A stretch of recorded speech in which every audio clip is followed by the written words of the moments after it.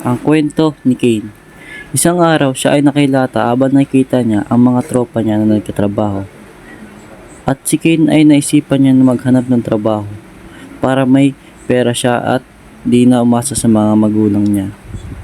Nang nakahanap siya ng trabaho, ang nahanap niyang trabaho ay construction worker. Di siya nag-alanganin kahit mababa ang sweldo dun, mahalaga sa kanya may pera at sapat ito para sa kanya.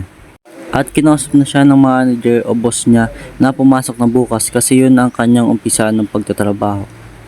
Sumunod na araw, habang naglalakad siya papuntang trabaho, ay may nakita siyang matanda na nahihirapan sa mga binubuhat. Kaya agad-agad niya itong tinulungan at tinahatid to sa destinasyon na kinaroroonan ng matanda.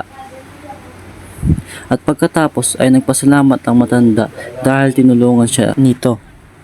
At si Ken ay pumunta sa kanyang trabaho.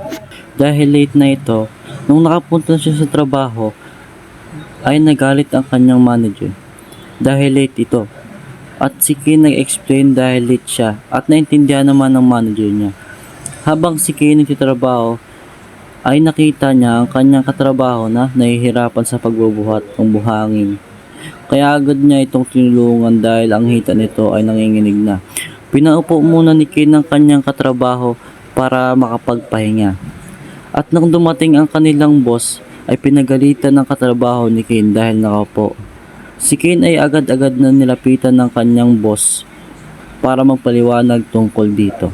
At naintindihan naman kung bakit. At ang trabahador ay nagpasalamat kay Ken at tinanong na, "Ano bang pangalan mo? Salamat sa'yo kundi sa'yo papapagalitan ako ng boss natin." Sagot ni Ken, Pangalan ko? Pangalan ko Ken at baguhan lang naman ako dito. Mas mabuti na magpahinga ka muna dyan, baka mapersa ang iyong katawan. Ikaw, ano bang pangalan mo?" Sagot ng katrabaho niya, "Pangalan ko ay Dre. Salamat ulit ha, kasi apakaalahanin mo. Kundi sa'yo, pinapagalitan na ako ngayon." Sagot ni Kane, Wala yun. Ginagawa ko lang naman ang mga nararapat." At nagsimula na ang trabaho ni Kane. Pagkatapos ng trabaho niya, ay umuwi na siya habang nasa lakaran. Pagkatapos ng trabaho niya ay umuwi siya. Habang nasa lakaran, siya ay may nakitang pinapagtripan ng mga kalalakihan, ang isang dalaga. At pumunta agad siya dito para tanungin kung anong ginagawa sa babae. At sabi ng mga kalalakihan, "Pakialam mo ba? Umalis ka nga dito nang magulpi kita." Sabi ni Ken, "Ba't ako aalis? Wala kang karapatan na paalisin ako dito. Tsaka anong ginagawa niya sa babae?" At ang sabi ng kalalakihan, "Ayaw mong tumigil." Ang mga kalalakihan ay umamban ng sapat. Subalit si Ken ay nakailag. At si Ken ay hinatak ang dalaga para tumakbo. Hinabol naman sila ng mga kalalakihan pero di sila naabutan. At nakalayo na sila. At nang nakalayo na sila, ay sinamahan ni Ken ang babae patungo sa bahay ng babae. At tinanong si Ken na, "Anong pangalan mo? Salamat sa pagligtas sa akin." Sagot ni Ken, "Pangalan ko? Ako si Ken.